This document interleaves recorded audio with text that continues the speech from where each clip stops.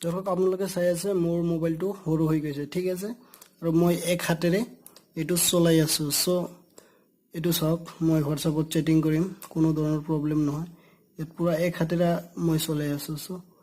আপোনাৰ মোবাইলৰ স্ক্ৰিনটো যদি ডাঙৰ হয় তেনেহলে অলপ চ্যাটিং কৰোতে অলপ অসুবিধা আৰু বহুত ক্ষেত্ৰত অসুবিধা হয় সো আজি এই ভিডিওটো চোৱাৰ পিছত আপোনাৰ মোবাইলটো এনেকুৱা কৰিব পাৰিব মানে এনেকুৱা সৰু স্ক্ৰিন কৰিব পাৰিব সো বলক তেনেহলে চাই লও কি কৰিব লাগিব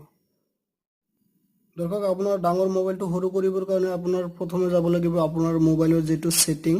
এই সেটিংৰ ভিতৰত সেটিংৰ পিছত সেটিংত যোৱাৰ পিছত আপুনি ইয়াত সাৰ্চ কৰিব ওৱান হ্যান্ডেড মোড বা ওৱান হ্যান্ড এনে সাৰ্চ কৰাৰ পিছত এনেকুৱা এটা অপচন আহি যাব এই অপচন আহিব পিছত আপুনি এটো এনেবল কৰি দিব ঠিক আছে গাইস এনেবল কৰাৰ পিছত আপুনি ইয়াৰ পৰা স্ক্ৰিনটো বাছি লব আপোনাৰ কিমান লাগে এটো সৰু এটো মিডিয়াম আৰু এটো অলপ ডাঙৰ ইয়াত চাব পাৰে কিমান হৈ আছে এটো মই মিডিয়ামটো ৰাখিছো সো এটো এনেবল কৰাৰ পিছত আপুনি এই হোম বটনত প্ৰেছ কৰি স্লাইড লেফট ইয়া ৰাইট যি কাষত লৈ যাব পাৰে আপোনাৰ ইচ্ছাটো মই ইয়াত এটো স্লাইড কৰি ইফালত লৈ আহিলো ইয়াত স্লাইড কৰি ইফালত লৈ যাব পাৰিম আপোনাৰ যদি স্যামসাঙৰ মোবাইল হয় তেনেহলে আপুনি হোম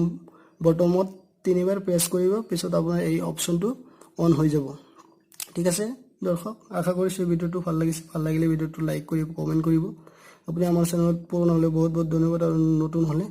চেনেলটো সাবস্ক্ৰাইব কৰিব আৰু কাষত থকা বেল আইকনটো প্ৰেছ কৰি অল কৰি দিও যাতে আমাৰ সকলো ভিডিও নটিফিকেশন আপুনি পাই যায় ধন্যবাদ জয় অসম